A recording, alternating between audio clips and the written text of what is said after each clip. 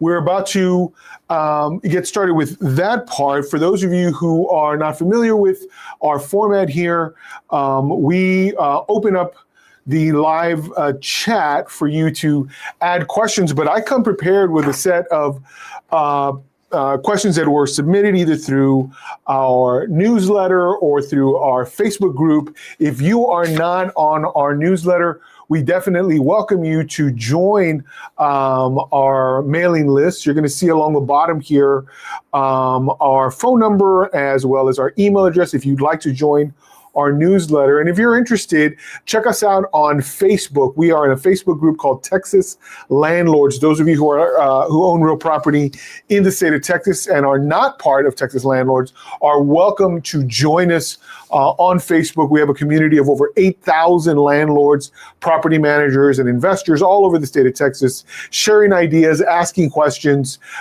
going back and forth, and helping each other grow in the landlording business. And so if you're interested in either of those, every week we pull questions from there.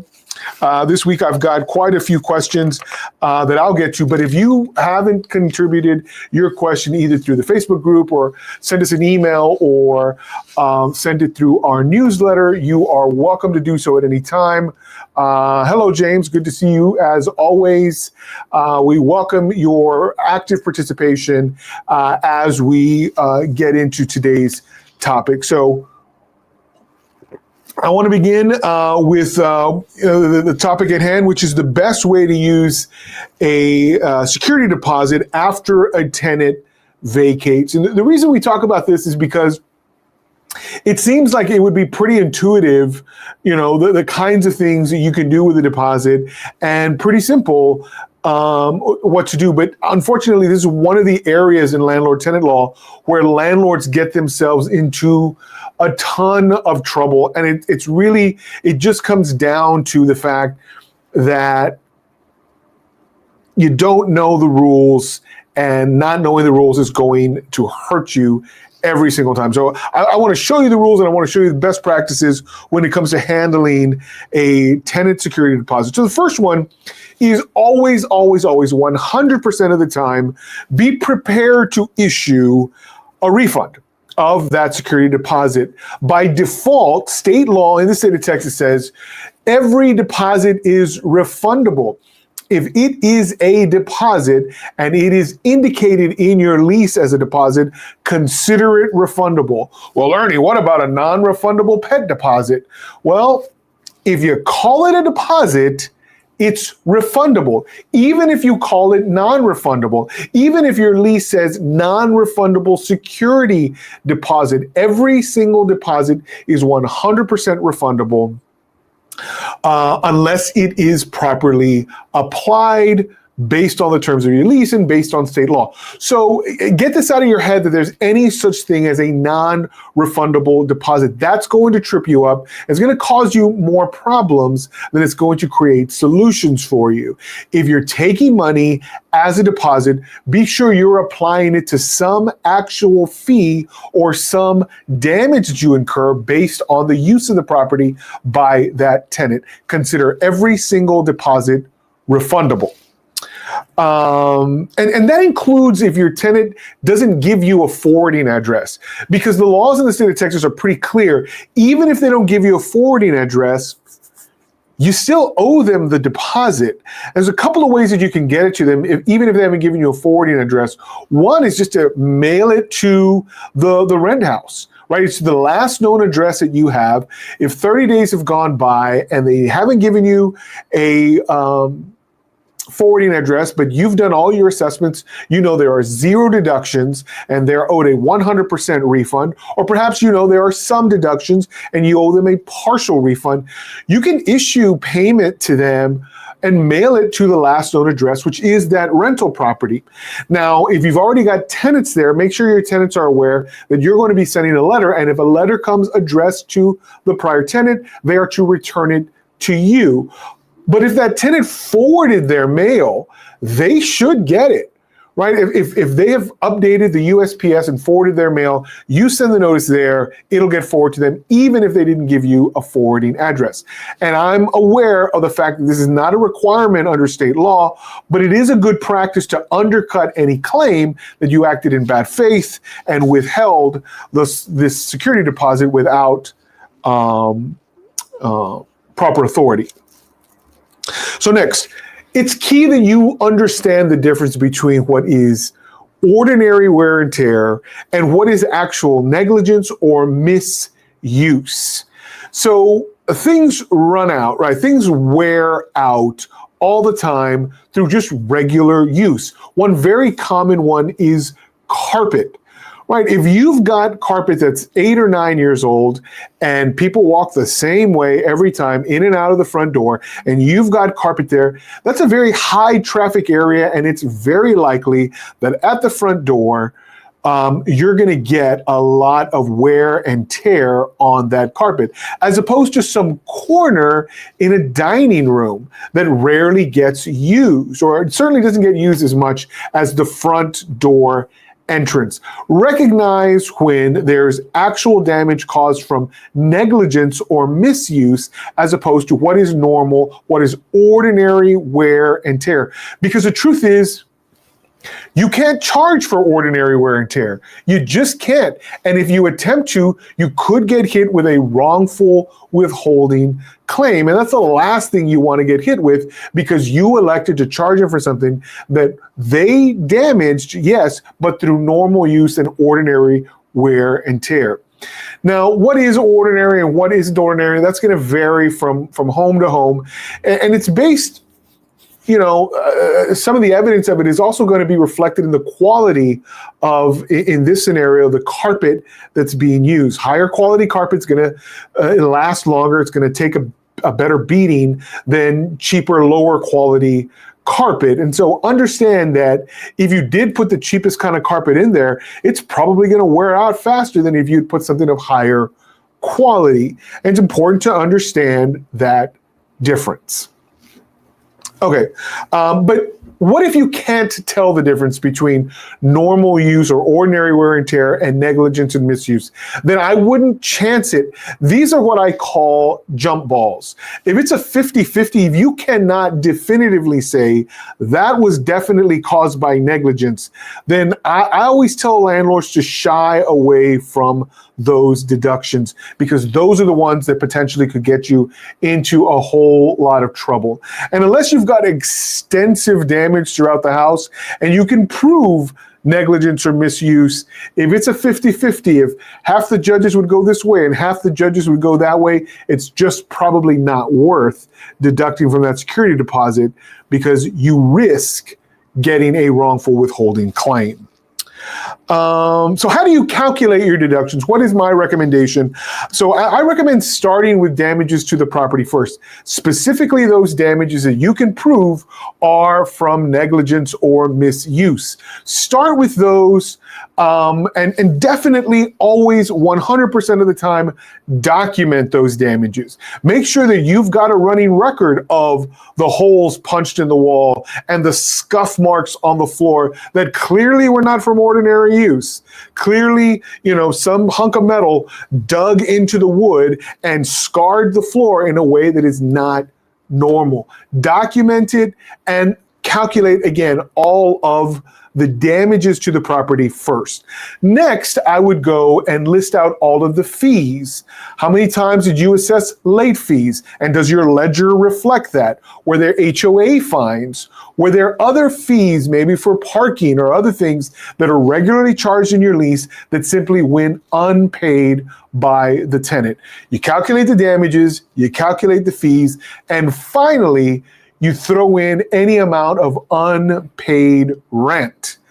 And then you should get a grand total. And if it exceeds that of the deposit, naturally you can keep it. But you're documenting all of it and you're issuing that itemized notice to your tenant, showing exactly how the deposit was reduced to zero or reduced to less than 100% based on this method of deduction. You start off with repairs, then fees, then any amount of unpaid rent. And the reason you do it this way, and you include everything, is because you don't want some challenge on some repair, or some fee or some amount of rent somehow. But you don't want any of these things to be challenged in a way, especially if you have far in excess of the security deposit. You don't want to leave stuff out, get something challenged, and wish you had, well, if I just included all these other things, I definitely could have kept the entire deposit. Don't leave yourself in that position. List everything, again, in this order: repairs, fees, and then rent, and you should be fine every single time. Now, when it comes to these repairs, make sure you pay for them. Make sure you actually apply the deposit funds to actual repairs, because if you ever are hauled into court, the judge isn't going to be impressed if you just show up with a bunch of estimates and you don't show up with any after pictures. Sure, you've got the before pictures of the damage, but if you never actually fixed or repaired the damage, the court might be less inclined to award you anything, because you seem pretty satisfied with the condition of the property. You had the funds from the security deposit, but you didn't actually use them. So maybe that court isn't going to give you credit for them. So every single time, I strongly recommend actually pay. Don't just rely on estimates. And then finally, when you do pay, always keep a receipt. And I know, look, sometimes you're going to have, for example, a yard guy who comes and you do everything with the yard guy in cash, or you've got a handyman and the handyman only charges you in cash and you never actually get a receipt. Well, I'm telling you now, that's a bad practice just in general. You should always have a receipt for all of your expenditure, for all of the expenditures that apply to your rent property. Make sure not only that you ask for a receipt, but that you keep it, because you could be hauled into court and asked to produce proof of all the things you paid. It's not going to be good enough to just show on your bank statement that you had money going out to person X. It's always better to have some kind of receipt. Even a rinky-dinky handwritten receipt from an Office Depot receipt book is better than nothing. Make sure if you're getting stuff repaired in the aftermath of a tenant vacancy that you are paying for it and always getting a receipt. By following these steps, I assure you, you're going to avoid a lot of hassle when it comes to, silly claims from a tenant for wrongful withholding. If you can prove it every single time that your deductions were limited to damages that were definitely negligence or misuse and were actually paid for as opposed to just estimates, you're going to be on the right side of the law.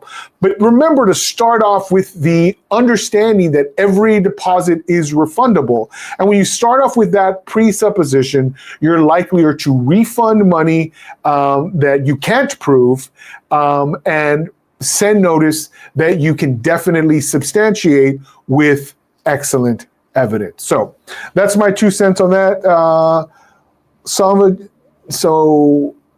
Sanvia Duncan says, thank you for doing these. Very helpful. You're very welcome. I'm glad. James adds, I really dislike gray areas in the law.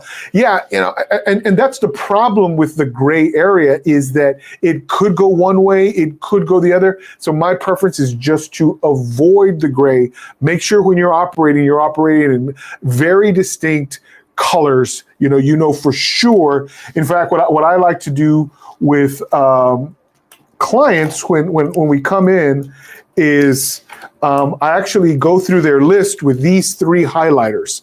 And I say, look, this red one, these are absolutely no. You cannot charge, if there's hail damage on your roof, that's not something that you can deduct from the deposit. So anything I mark in red is an absolute no, it ain't happening.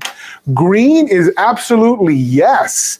Always charge them for damages they caused through their negligence or misuse, or fees that were in the lease that they absolutely owe. 100% of the time, you're charging these. But it's these yellow ones where you have to be the most cautious. If the majority of your deductions are these jump ball 50-50, maybe yes, maybe no deductions, that's when you could wind up in a world of trouble, because What if you lose all of the arguments?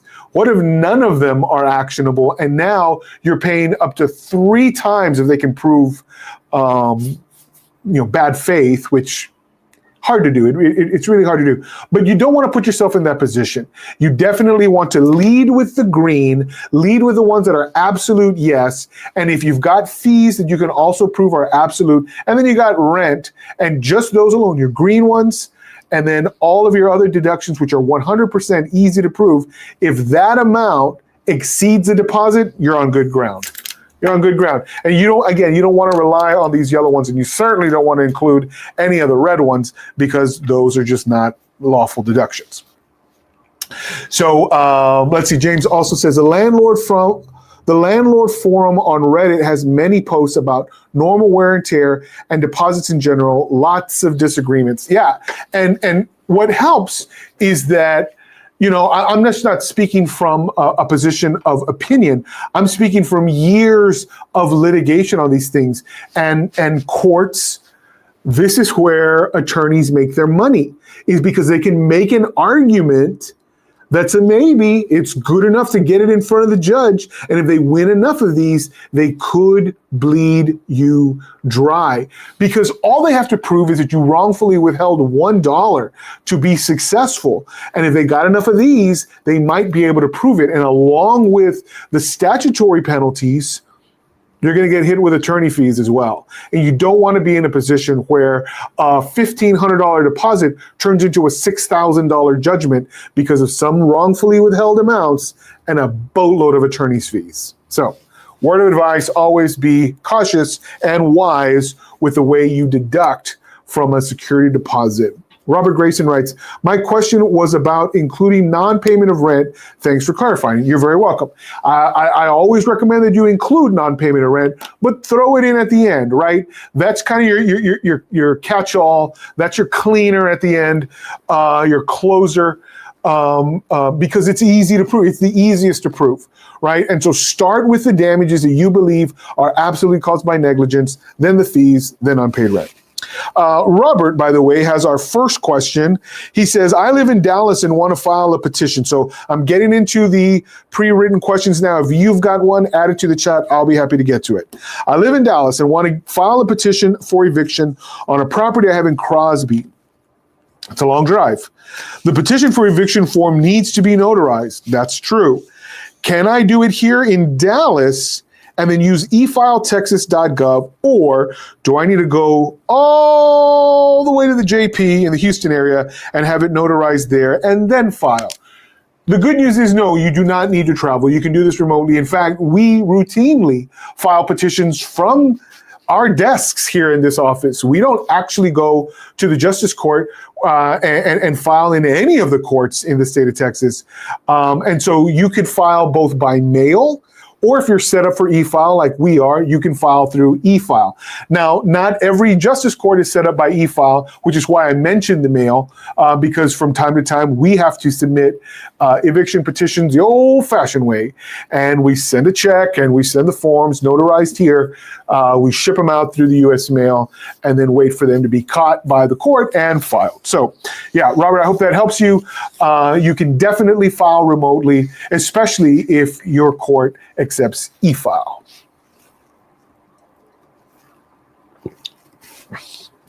Edward Obie writes, a tenant moved out September 30th of this year. His daughter gave me his forwarding address. I confirmed this address with him by text. He acknowledged that that was the address. He wasn't the security deposit. He acknowledged that was the address. Wasn't the security deposit statement. I sent it on the 24th by registered mail. He called on October 4th saying he did not receive it. I got him to repeat his forwarding address. A check of the daughter's and his text showed they gave me the wrong address. He claims because I did not get it to him by 9:30, I have copies of their texts. I have the registered mail receipts showing I mailed before the deadline.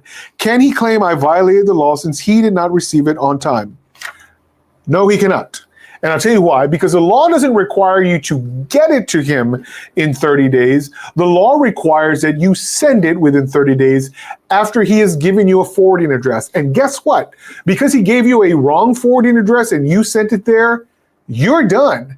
You actually sent it to the forwarding address that you were provided with, that apparently you even confirmed. And so because of that, no, I don't think you have a problem. Now, what's going to happen with that payment? I don't know if there was a payment in it, but you could, for example, reach out to him and say, look, this was your error. I acted in good faith. And so any lawsuit that you try or any claim that you might have against me for not doing what I'm supposed to do is completely false and will be met with a counterclaim, so that I recover all of my court costs, attorney fees, and any other potential damages that I incur in my defense. However, if you would like and are willing to cover the charges for the cancellation of that check, assuming that it was by check, you could say, look, if you'll eat the cancellation fee, I'll issue a new check and send it to whatever address you would like. So long as that other one hasn't been cashed, I can cancel it and send you the difference. But you're covering that return check fee. Otherwise, you can wait for me to get that, and then I'll reissue it to whatever address you'd like. How would you like to handle this? And so you might have a tenant who, doesn't like that as a middle offer. You might just say, fine, I'll eat the cost of cancellation of the check, and I'll issue a new check just to prevent being sued. It might actually be worth it.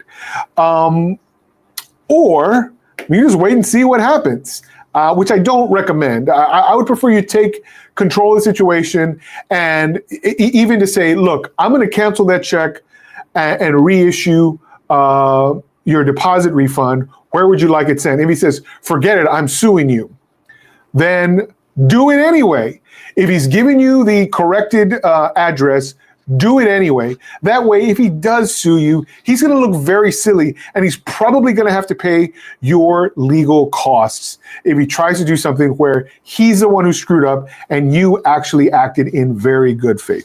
So hopefully you guys can work this out. Hopefully cooler heads prevail. But again, if this is on the tenant, I can't see a judge, calling you out on this if you did your part as instructed.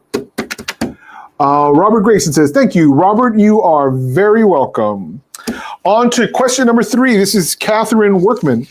We've just experienced $20,000 in tenant damage, plus late fees, unpaid rent, unauthorized pet fees, cleaning bills, junk removal bills, and unpaid electrical bills.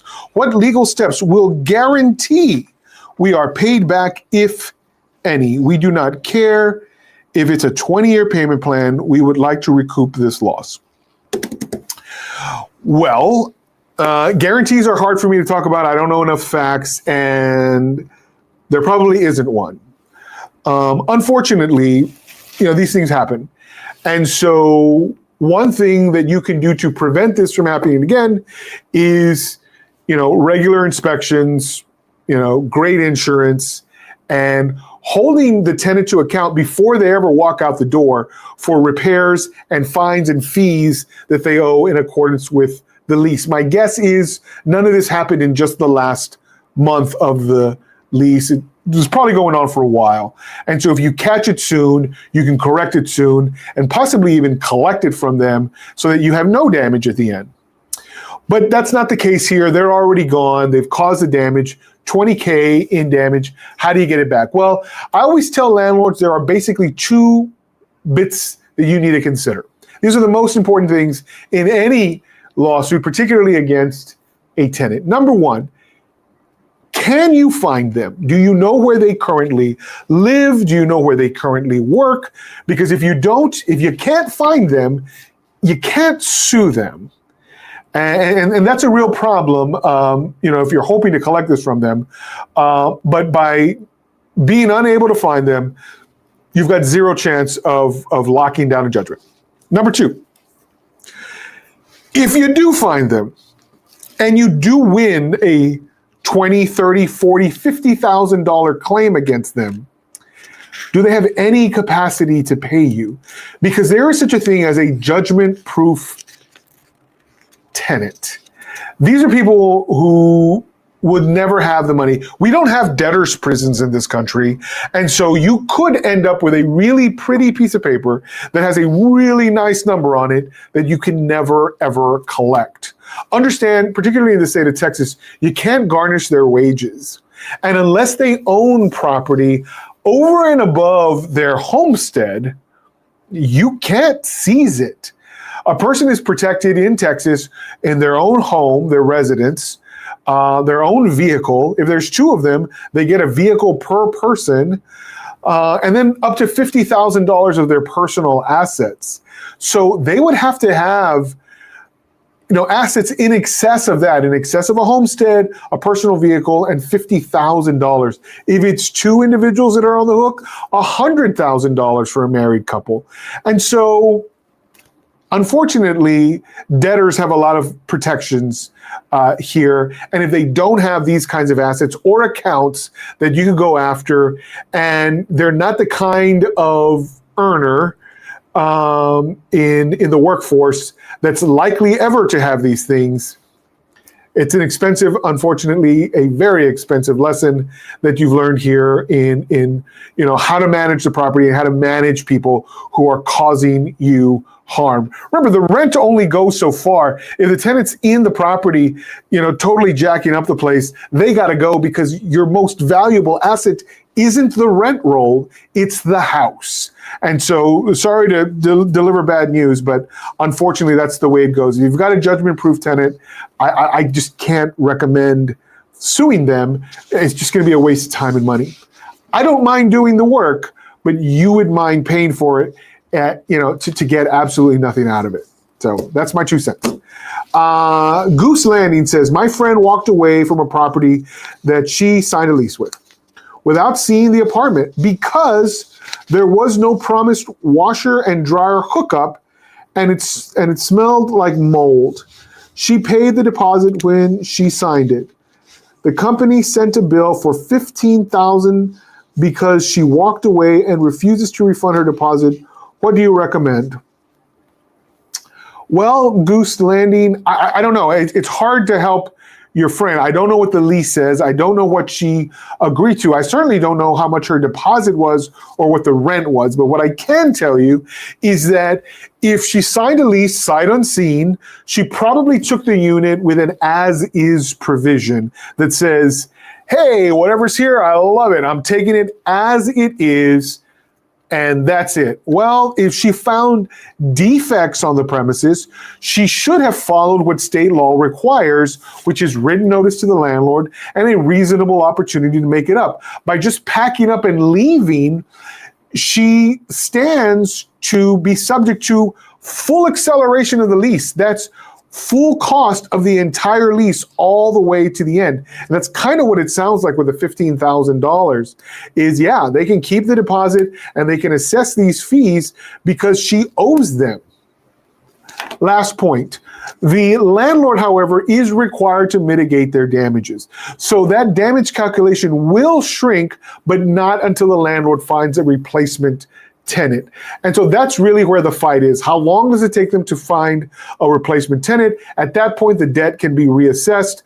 But if it takes 3 or 4 months, you can rest assured that those 3 or 4 months are going to be assessed to the grand total of the damages caused by the tenant who signed a lease and then abandoned it. Again, I don't know anything about this case. I don't know what kind of notices were sent, and I don't know what the lease says. But generally speaking, these kind of situations, even as terrible as the facts may have been, they don't end up working out well for the tenant if they just walk away. There are procedures in place to protect tenants, but that's not one of them. So a refund of that deposit is probably zero. Does text count as written notice? James asks this. It can. What does the lease say? Does the lease allow communication of notices pertinent to the lease between the parties. It would have to be explicit. And if your notice provision is silent as to text communication, then I would definitely say no. If the notice provision includes cell phone communication, which it can, then yeah, even that kind of notice would count so long as it is properly disclosed in your lease. Goose Landing says, thank you. You are welcome. Let's proceed. Next question is from Chris Daly. What do you do if a renter left a vehicle at the property in Fort Worth, Texas? Well, abandoned vehicles are a thing. They happen from time to time where people just leave it, but it would be like any abandoned property. What does your lease say about abandoned personal property? In many good leases, there's a procedure laid out that's something to the following effect. You send notice in writing to the tenant and say, look, I believe you may have abandoned your property. You've left. You certainly have not continued to pay rent.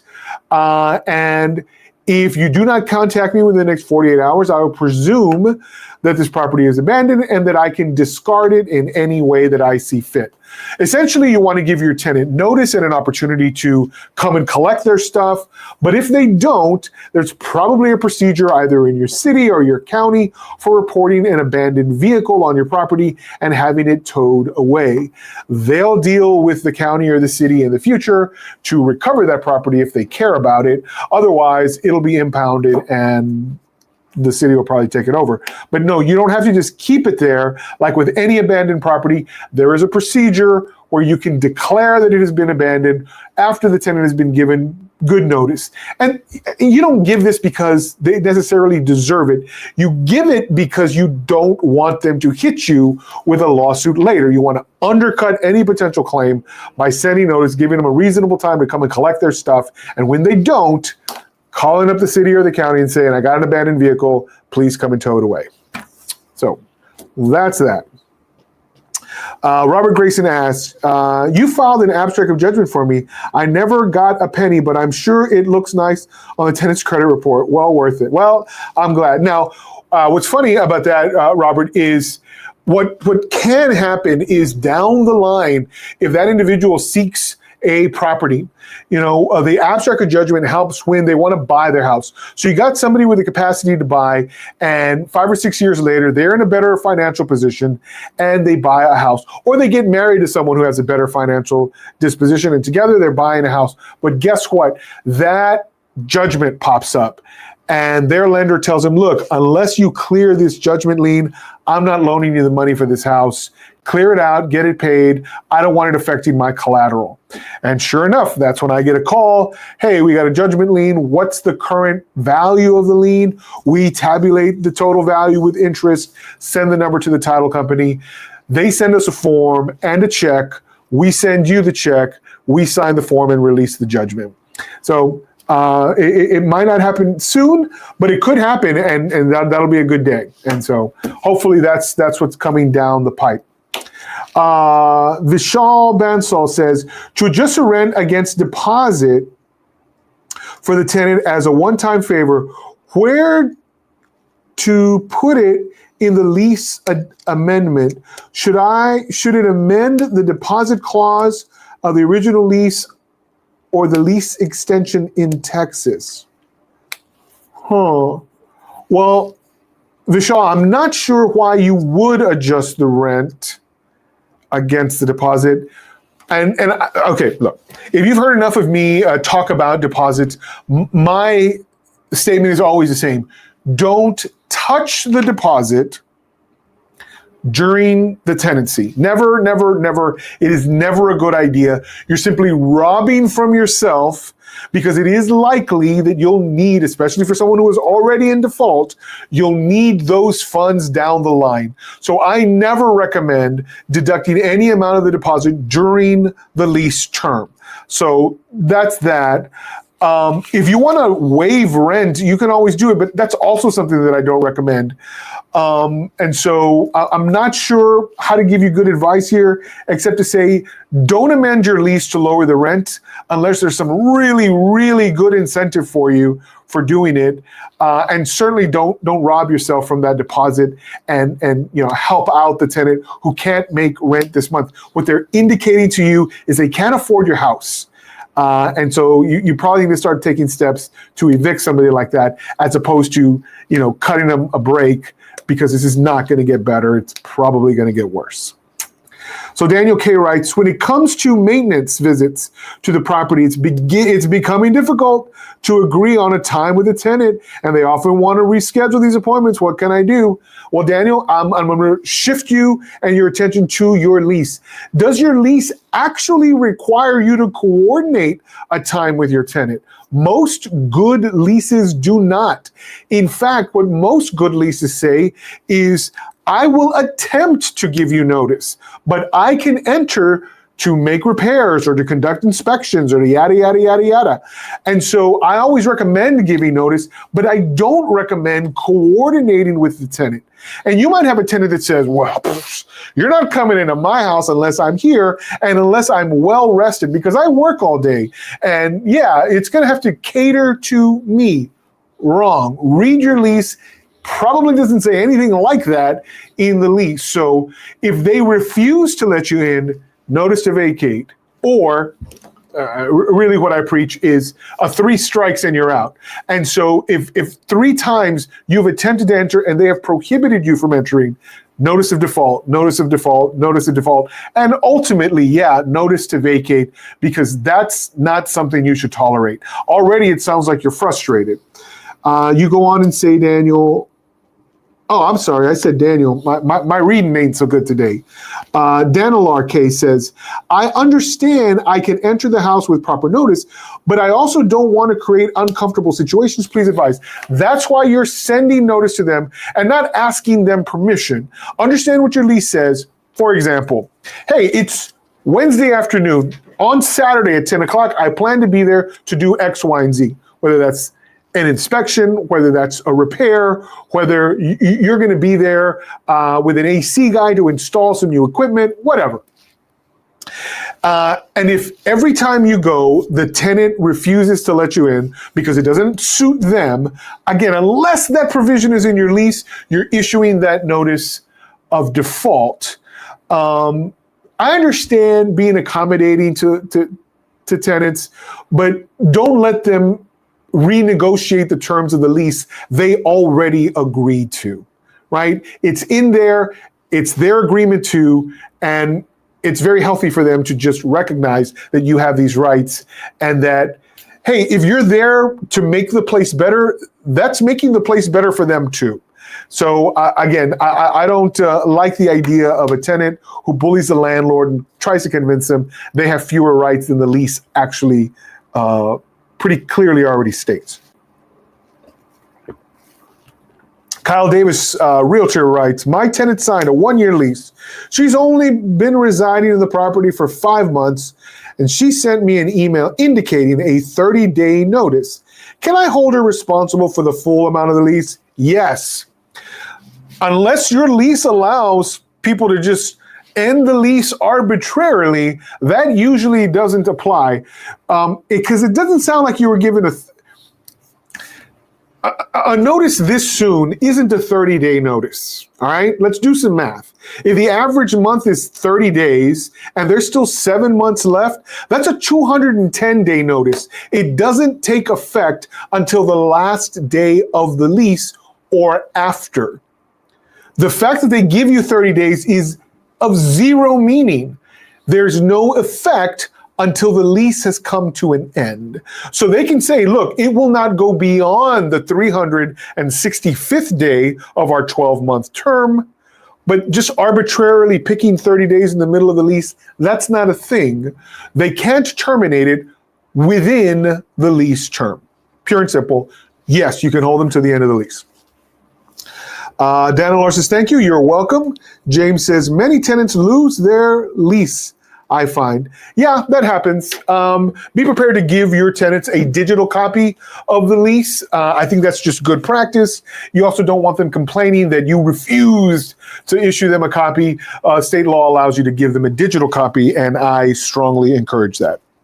Let's get back to our pre-written questions. Ranu Gupta writes, tenant has not paid September's rent. Boo. Eviction was filed on the 8th of September. Court gave a decision on the 30th of September. County court given the tenant a date either to pay the September rent or to move out by that date. And then the tenant made an appeal in those 5 days. And the court gave them 5 more days to pay. And if the tenant pays the rent, landlord was told by the court it will go to the court registry and will go to the high court. My questions: what happens? Will the landlord be given another court date? Yes. You'll be given a date for the appeal. And so in this case, it looks like your tenant has appealed through a pauper's affidavit, or what's called an affidavit of inability to afford costs.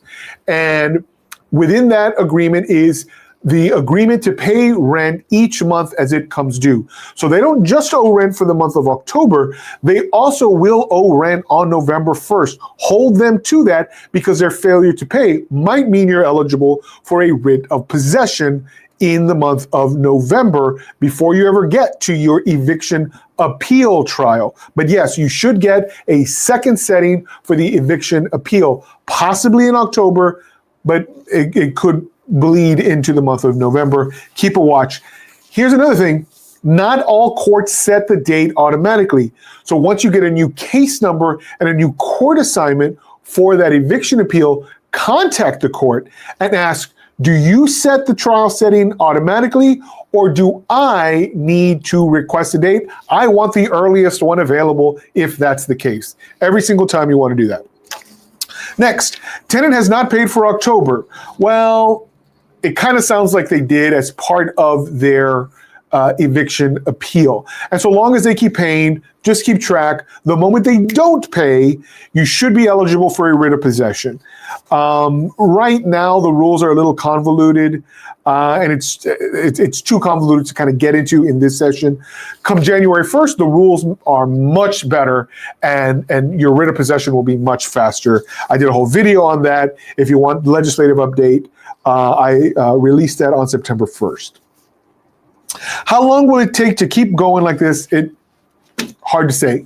It's going to depend on the availability of the court on a new trial date. It's going to depend on what your tenant actually does, whether they voluntarily move out, and many do. Even after they file an appeal, they just pack up and go. They really just are looking for a couple extra weeks, and so that might happen. But if they dig their heels in and force you to get a new judgment and force you to get a writ of possession, this could go anywhere from 1 to 3 more months. They could ask for a jury trial or do all sorts of silly things where you're going to have to get creative on how to get a quicker judgment. So hard to say. I'm not even sure what county you're in, but generally speaking, we tell clients anywhere from 30 to 60 days for an appeal. Should the landlord have filed the case without the rent payment and just asked to evict the tenant only? No. Always ask for rent. If rent is owed, you want them to be forced to pay in order to stay. Don't ever give tenants a free eviction. If you had asked for no rent, you know how much they would have been required to pay? Nothing. And so you don't want to do that. Now, that's under the current rules. Come January 1st, that'll change slightly. But you never want to give your tenant an easy path in an eviction. If you're already having to file for eviction, make sure you're collecting 100% of everything that you can collect, which isn't everything, I promise you. Make sure you're making a demand for everything you can to make the eviction as uncomfortable for the tenant. It shouldn't be something easy for them. You want it to be cumbersome so that they move out sooner. Finally, what should be done to get the tenant out from the property? Well, there's a couple of things. Number one, you hold them to the rules of the eviction appeal and make sure not only they pay that first month of rent, but they pay each subsequent month depending on how long this thing goes. Secondly, reach out to them and see, what is it that you're trying to get out of this appeal? Because if they've got a lawful defense, it's going to be hard to convince them not to make that defense because they believe they're going to beat you on appeal. But if they just need a couple weeks, you and that tenant might be able to work that out. And if you have no reasonable expectation of collecting any additional money from that tenant, then you might, for example, offer some kind of settlement terms, which might include maybe they pay you a little extra money and you dismiss the case, they release the funds to you so you can get that from the court registry, or something that works for both sides. There's all sorts of ways to work out settlement deals. We do it all the time. And so if you need help, certainly reach out to an attorney. But I would strongly suggest that you make some effort to work something out, because the faster you get the property back, the faster you can put it in the hands of a much better tenant. So let's see. Vishal Bansal says, after taking over the property management from property manager, is it better to sign a new lease after expiry of the current lease or just extend the old one? Good resource for a good lease document. It depends what the original lease says. If your property manager's lease sucked, I would never encourage you to just extend a terrible lease.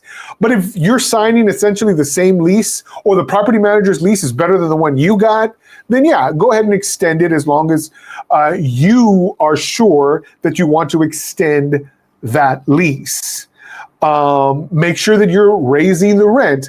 I always suggest no less than a 5% increase to cover yearly amounts of costs going up, and make sure that the lease terms that are in place in that original lease still make sense. Are all the people the same? Are all the costs the same? Are all the fees still working? There's a couple of things that you're going to want to update. Of course, if the lease mentions the other property manager, you're going to want your lease extension to modify that. And if that gets too complicated, yeah, just draft a new lease that excludes the property manager, that has notices coming to you. Make sure that original lease still makes sense. If it doesn't, yeah, scrap it, start over. Okay. Besnick Nick Hacks writes, what do you do if a resident was arrested by ICE and they communicated with an authorized person that they will not be returning to the unit? Well, I mean, the reason they abandoned is irrelevant. Whether they got picked up by ICE or little green men from Mars in a UFO, this happens. People go to jail, they leave the country voluntarily or not. These kinds of things happen. If they're the only occupant, then again, they're gone and not coming back. You follow the normal procedure for any kind of abandonment. Did they pay rent through this month? If they had, well, they still have it for the end of the month, but are they delinquent in rent for this month? You can go through with a normal eviction procedure, or if your lease has an abandonment procedure, you can follow through with that abandonment procedure. Either way, as long as you're following the lease, you're going to be fine. He's got a second question. What do you do if you catch the resident vaping what smells like marijuana on community property? Well, that's going to depend on what your lease says about smoking of any substance. If your lease absolutely prohibits it, it doesn't matter if they're vaping marijuana or they're smoking oregano. If your lease prohibits vaping and smoking and just this kind of activity explicitly, you can hold them to it. They are in default. But if your lease is silent on it, good luck proving that they violated the lease. So hopefully your lease explicitly prohibits this kind of activity, because if it's marijuana and you say, well, that's an illegal substance, you're going to have to prove that it's marijuana, number one, and you're going to have to prove that it is an illegal substance for this particular individual. If you can't do that, I wouldn't raise that as the claim, right? But if you've banned smoking altogether, much easier claim for you to prove.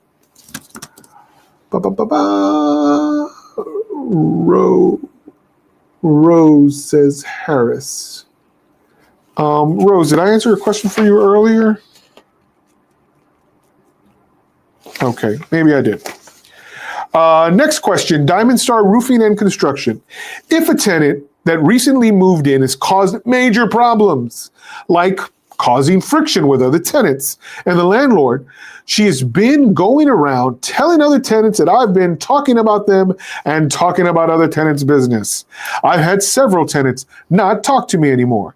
They have moved due to her lies. She also stormed into a unit while I was signing a lease with a new tenant, yelling and screaming because I went into her unit to deliver a notice to vacate. She has threatened me with giving me 2 black eyes. This all happened with a couple of months, but I did not know that she had been telling other tenants the lies until just recently.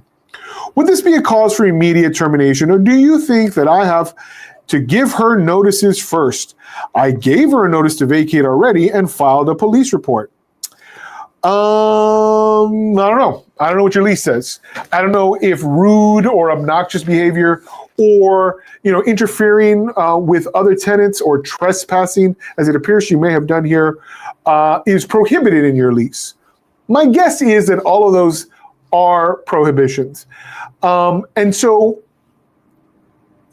the threat of the black eyes thing and you're filing a police report, that combined with all this other stuff might do it. I don't know about the talking behind your back or the allegations that she badmouthed you or defamed you to others and that's why they left. That's going to be harder to prove. But some of these other actions, and certainly if there's any non-payment of rent, you can proceed to the eviction. What you don't want is a list of violations that you're claiming that she's able to easily disprove or explain away for a judge, and for the judge to simply roll their eyes and say, look, people, please get along a little better. If she's paying rent and the judge sees these as minor violations, they may not assess the eviction. But if you have a valid claim, and again, the threat of physical violence is a pretty bad one. If it's a legitimate one, that one alone might carry the day. So best of luck to you. That sounds pretty terrible. Let's see. Oh, Ranu. Oh, I see. This is Ranu. Thank you for your helpful information. You're in Harris County. Okay, well, I'm glad. This was helpful. This next goes to Creed Property Management. We just won an eviction hearing, and the JP was telling defendants they have 7 days to work something out with a landlord, or they can appeal. How friendly. Or, of course, they can vacate. If they vacate and we don't have to file a writ, is the judgment still enforced? Does it go on their record? What's the purpose of filing an abstract of judgment if it's only county specific? So you got a couple of questions there. So if a judgment is not otherwise appealed and it is final, then yes, you can abstract it and it cannot be appealed at that point. And you don't need a writ in order for it to be enforceable. The abstract essentially puts the world on notice of the judgment amount. And you may ask you, why would we file it if it's only county specific? Well, it's not county specific only. For purposes of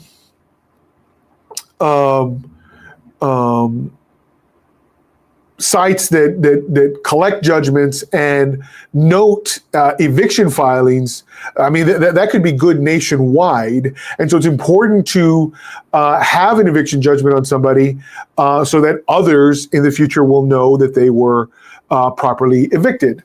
Additionally, if you do have property that they own and can seize through a writ of execution, you'll need an abstract of judgment in order to carry through with that writ of execution. So, I had a situation where someone had multiple vehicles titled in their name, and they had a judgment. Yeah, I couldn't take the primary vehicle, but those other 2 vehicles were definitely subject to seizure. And because of that, once we filed the writ of execution, they were quick to pay up the judgment amount because it wasn't worth losing the vehicles in a constable sale over paying the judgment to my client. So there can be some value there, but it's on a case-by-case basis. Okay, Alicia Love from our newsletter writes, I have a tenant who has, to my knowledge, never lived at the house she signed the lease for. I just made a video about that. Instead, her sister and brother-in-law live there, and he has paid rent. He's paid every rent payment, but not on the lease. We looked him up, and he has a conviction for a felony. How nice. So clearly, he would not have passed my background check. They have been given a notice of termination and are due out 11/31. But the brother-in-law is making noise about leaving early. If the rent stops getting paid and we serve them a notice to vacate, do I include both of them on the notice and in any future filings? Because of him paying the rent and us accepting the payment, we have established a landlord-tenant relationship with him. Wrong. Because it's not his rent obligation. The rent obligation goes to the party who signed the lease. We call that privity. You are in privity with the person with whom you have the agreement. I don't care if grandma pays or a friend pays or some community agency chips in and pays. That's not what matters. The debt obligation goes between the landlord and the tenant who signs the lease. So in any lawsuit that you filed, you'd have to sue the one who actually occupying the property. You can't even make a claim against the occupant because no, you do not have a landlord-tenant relationship with them. You only have it with the individual who signed as the tenant. Now, I don't know why you gave them all the way till November 31st. You probably don't have to, especially if they are unauthorized occupants in violation of your lease. I might instead give them, say, 7 days to move out because they are unauthorized occupants, assuming that that's the case. And then if they don't, then file the eviction for a lease violation. And I don't exactly know why you picked November 31st, especially since November, I think, only has 30 days. But so you might want to reconsider that. But if the lease ends at the end of November and you send a notice of termination, say, look, I don't want to continue this lease.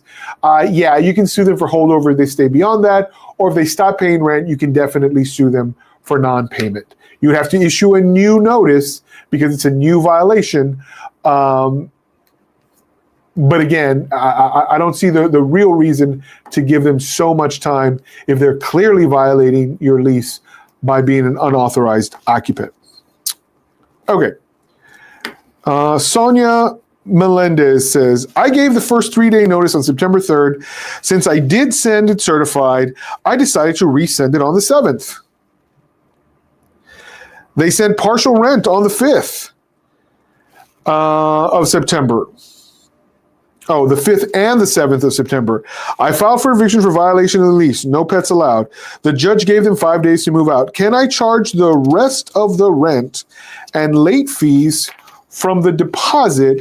I have understood that I can't charge the pet rent because I can only claim possession of the house, but rent not being paid is different. Unfortunately, I think it's kind of premature, Sonia. I wouldn't answer this question until I know whether or not the tenant has vacated. If they vacated, just like I said at the beginning of today's video, the way you calculate this is what damages have they caused to your property. I wouldn't touch the deposit or consider it yet until they're gone, because on their way out, they might punch a few holes in the wall. So tabulate the damages to the property that were caused by negligence or misuse first. Then any fees, including late fees or pet fees, if you can assess them. A pet deposit, you can't charge after the fact. But damages caused by the pet, you definitely can. And then finally, any unpaid rent. So if you do it in that order, you're going to be the safest. Damages to the property, unpaid fees, and then unpaid rent. So, but don't make that assessment until the tenant has, in fact, vacated. If they're still there, if they filed an appeal, you don't even consider the deposit yet. Get to the end of the tenancy first. Okay.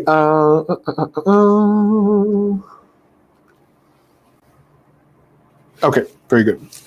Chris Daly says, I have a renter who just moved out. I have a truck still in my driveway. What do I do to get it towed? Well, that's going to depend on your city or your county and its procedures for dealing with abandoned vehicles.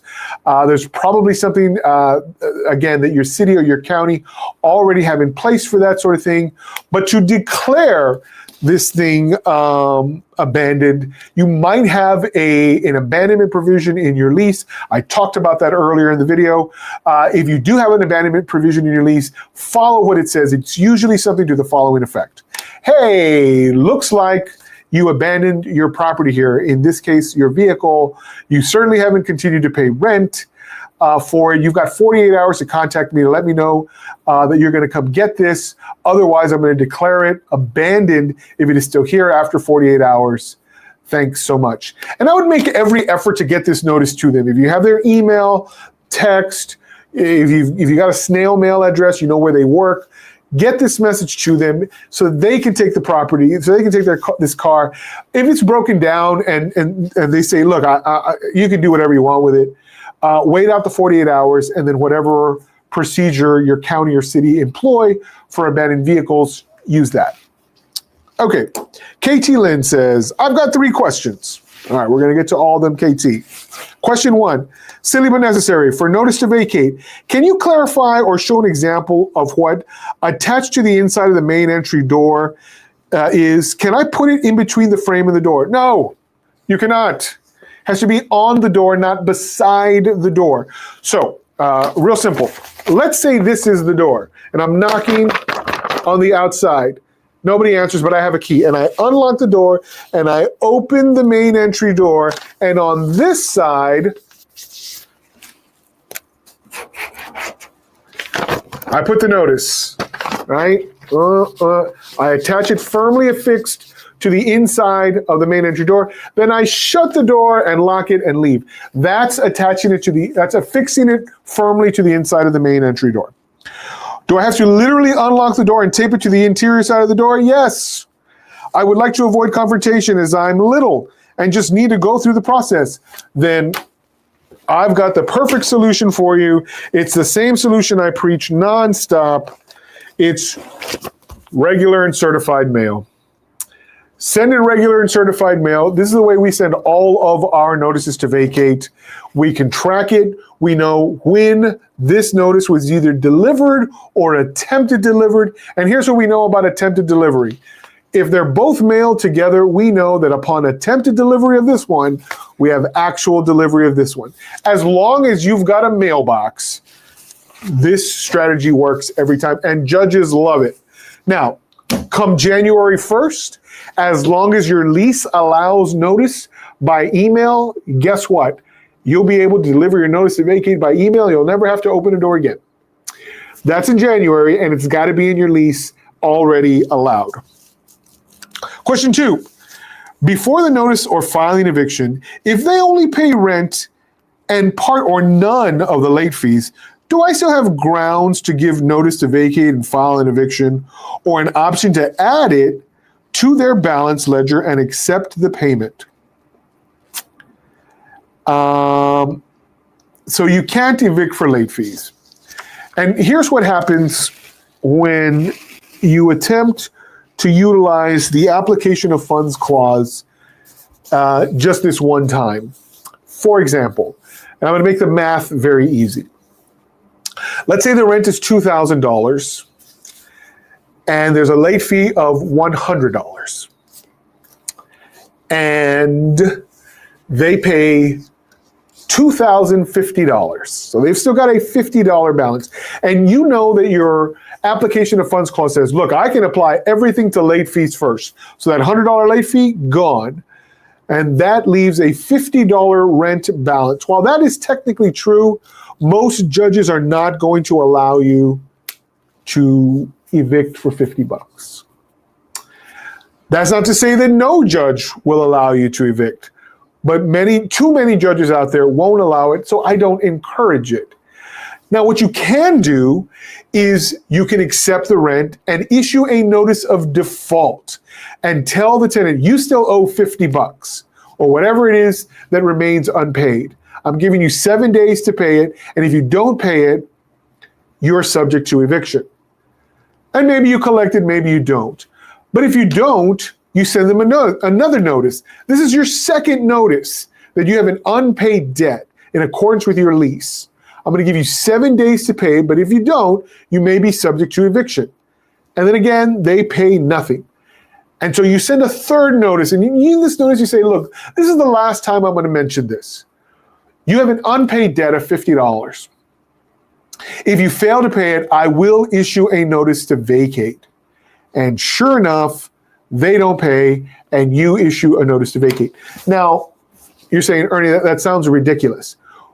Maybe, but it might be enough to convince a court that you gave proper notice over and over and over again, and each time the tenant disregarded that notice. And so they are in extreme violation of the lease and should be evicted because they had proper warning and they had ample time to pay what was owed, and they refused. Here's another thing. By carrying out this way, you've probably gone to the end of the month. So what I tend to recommend, even after that third violation, I don't recommend rushing to the notice to vacate. Instead, what I recommend doing is waiting for the month to end and then hitting them on, say, the second or the third with a notice to vacate for non-payment and for multiple lease violations. Because that's the one that's going to win every time. And if they attempt to pay late,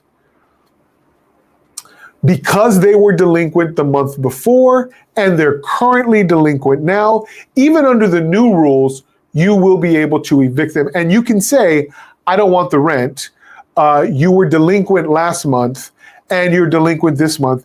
You can keep that. I'm going to sue you, and I'm going to sue you for the unpaid rent. I'm not waiving the rent, but I'm not allowing you to cure. You got to go.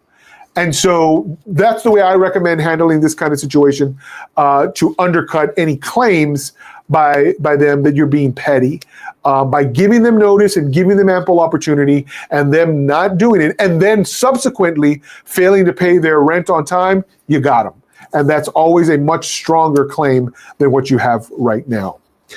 Before we get to your last question, KT, I'm going to see what Matthew Mayberry 22 says. Hey, Ernie, thanks for this. I just had a tenant give me 30 days notice prior to vacating. My lease requires 60 days notice and an early termination fee of $500. Yeah, hold them to it. And again, it's not any random 30 days or any random 60 days. It's 60 days, from the date of the end of the lease. If you're somewhere in the middle of the lease, it's not 60 days. It's way more than that. And they don't just get an out because they gave you 60 days. It's only effective from the end of the lease. So hold them to it. They owe the $500.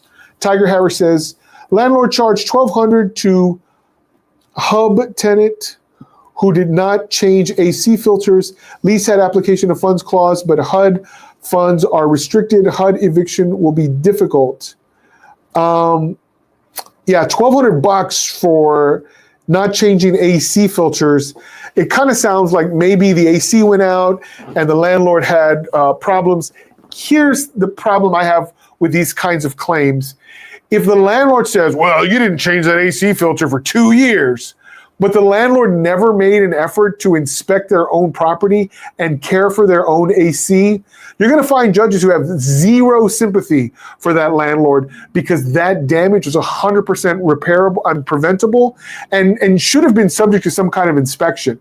And so it would have been cheaper for the landlord to visit every 3 months or every 6 months even to prevent this kind of extreme damage. And it would have only cost $40 or $50 in air filters. To assess a $1,200 fee against the tenant for the same thing may not seem fair to the judge. And the judge may say, look, you bear some responsibility too, landlord. These are always complicated claims because of these simple facts. Matthew Mayberry goes on, furthermore, they have refused to allow me to show the place to prospective tenants and even put that in writing. My lease has a right of entry clause that only requires 24 hours notice. Yeah, this may be somebody you have to evict. And so, again, multiple violations of the lease, you should be issuing, Matthew, notices of default to this tenant saying, look, if I got to evict in order to show this place to other people, I will, but I'm allowed to do this. Here's another thing. Imagine you're showing the place and then your tenant walks around, in a less than savory fashion and discourages adamantly any prospective tenants. That's another risk of showing the place while it is occupied. I would be concerned of that. But certainly, if the tenant is creating roadblocks that they otherwise are not entitled to, issue notices to vacate and maybe even begin the eviction proceeding to get rid of them, or at the very least, to put them on notice that, hey, you're not allowed to do this, and I know what the law says, and I know how to enforce my lease. All right, KT's last question, which is the last question on my list. If we give the tenant notice to vacate and the tenant pays before I file the eviction, yes, we saw your video, thank you, you're welcome, and I decide to keep the payment, but they are late again for November, do we need to start notice to vacate process all over, or can I pick up from the last notice to vacate given to them? I always recommend that if you give a notice to vacate and you receive rent before you file, yes, every single time, issue a new notice the following month if they do the same thing. But stop accepting the rent if you prefer to evict them. Accept the rent if you prefer the money. You have to decide which is which. So yes, if you give a notice to vacate, you haven't filed yet, and they pay you rent, issue a new notice to vacate the next time they pay you late. Unless you are absolutely 1,000% sure the eviction is more valuable to you than the rent. And it might be the case. If it's not, then take the rent. And maybe this is your cat and mouse game for collecting the rent. I would find that frustrating personally, but that's the way I tend to call these. So, hey, it's a little past 5 o'clock. I appreciate those of you who hung out all the way to the end. There will be a replay for those of you who missed the beginning of this. I do want to thank all of you very much for joining me. I hope you enjoyed these questions and this topic. If you are around next week, I welcome you to attend. And again, just want to thank you, all of you, for showing up. I appreciate you and your comments and your questions. Look forward to doing this again next week. And until next time, landlords, happy leasing.